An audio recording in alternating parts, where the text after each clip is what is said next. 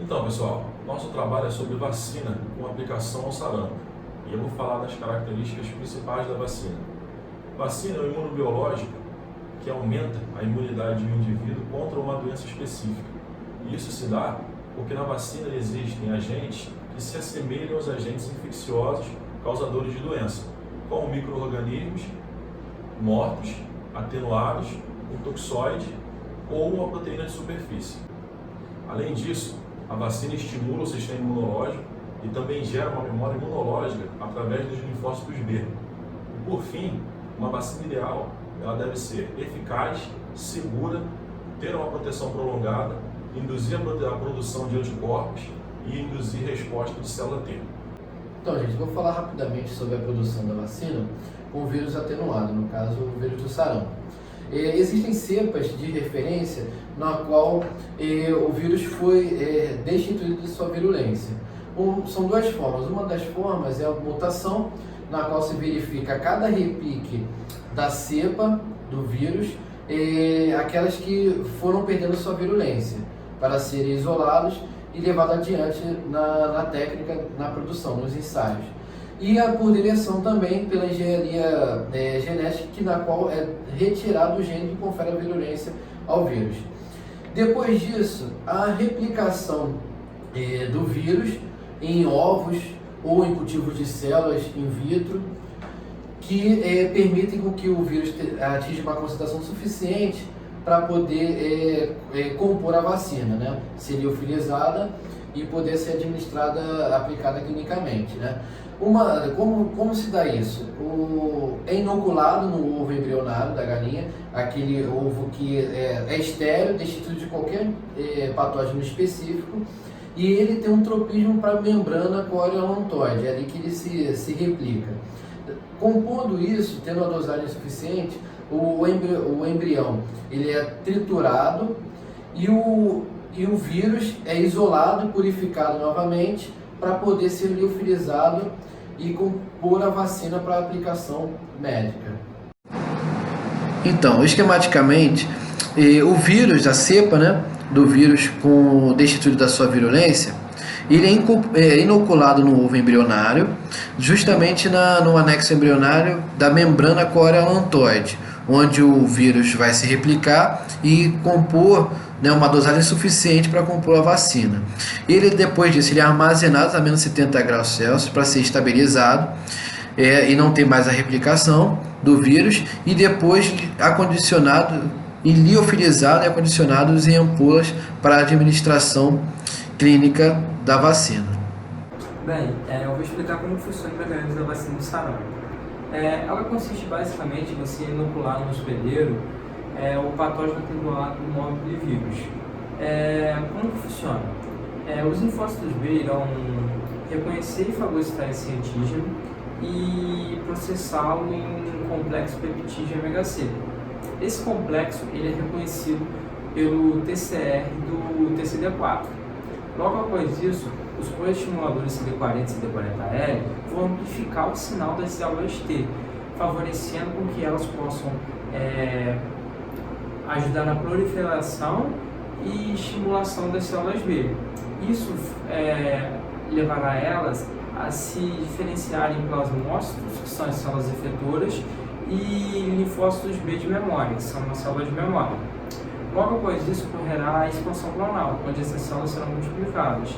E logo após isso, elas serão destinadas aos seus locais onde elas serão atuar, que as células efetoras são no linfonodo e as células B de memória no medula. O sarampo é uma doença aguda de etiologia viral, cujo agente etiológico é um vírus de RNA, o morbilivírus. Esse vírus é envolto por um envelope repleto de antígeno, o qual vai ser responsável pela especificidade sorológica dessa doença, contra os quais o sistema imunológico vai produzir anticorpos de neutralizantes, inibidores da hemaglutinização, hemolisinas e fixadores do complemento. Agora falando sobre os aspectos clínicos do sarampo. O sarampo apresenta um período de incubação de cerca de 10 dias. Após esse período de incubação, inicia-se o período prodrômico. Esse período prodrômico é o período em que a pessoa que tenha tido contato com o vírus vai apresentar tosse seca, febre, coriza e conjuntivite. Após esse período prodrômico, inicia-se o período exantemático. Esse período exantemático é o que apresenta os sinais mais evidentes do sarampo, que seria a presença de exantemas na pele, podendo apresentar um sintoma que é determinante para o diagnóstico de sarampo, que é o sinal de Koplik, que são esses enantemas na mucosa oral. Se o sarampo não for tratado adequadamente, ele pode complicar para uma encefalite decorrente da hiperestimulação das células T, as quais vão degradar a mielina dos neurônios do sistema nervoso central. Bom, vou falar um pouco da ação viral do sarampo. O vírus adentra na célula através das suas proteínas que estão localizadas no envelope externo, que são a hemaglutinina e proteínas de fusão, nos quais se ligam a receptores das células hospedeiras, CD46 e CD150. Anticorpos contra a hemaglutinina impedem a absorção do vírus na célula a partir do CD46 e CD150. Além disso, outros anticorpos são responsáveis pela neutralização da passagem do vírus célula a célula. No caso, são anticorpos contra as proteínas de fusão. Apenas um sorotipo do vírus do sarampo é conhecido. Por isso, a imunização pode ser feita apenas com a vacina monovalente.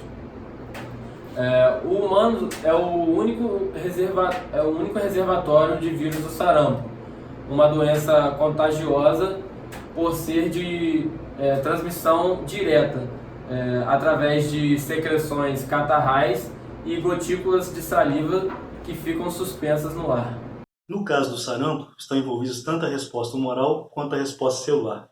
Na resposta humoral estão envolvidas as imunoglobulinas IgA, IgG e IgM. IgG e IgM são receptores da membrana das células B naive e fazem parte da ativação da via classe do sistema do complemento. Da seguinte forma, o antígeno é reconhecido, a proteína C1 ela se liga ao patógeno, fazendo com que haja a formação do complexo antígeno-anticorpo e complemento. C2 é clivado e C2 e C4 são clivados em C2A, C2B, C4A e C4B. C2B se une com C4B, com C4A e se converte em uma convertase de C3, fazendo com que C3 seja convertido em C3A e C3B. E C3B se liga então ao antígeno, fazendo com que seja fagocitado por fagócitos que tenham na membrana receptores para o C3B. IgA neutraliza o patógeno e IgG está envolvido também na opsonização do antígeno. No caso da imunidade celular, o T-cell receptor e os correceptores reconhecem o complexo formado por antígeno e pelo MHC. E aí as células T são ativadas através do primeiro, do segundo e do terceiro sinal, seguido da diferenciação, seguido da expansão clonal, depois a diferenciação em células efetoras e células de memória. No caso do sarampo, não se sabe o porquê de o organismo continuar produzindo anticorpos por resto da vida. Acredita-se que o vírus exerce uma espécie de latência, o que mantém o estímulo para o organismo continuar produzindo esses anticorpos.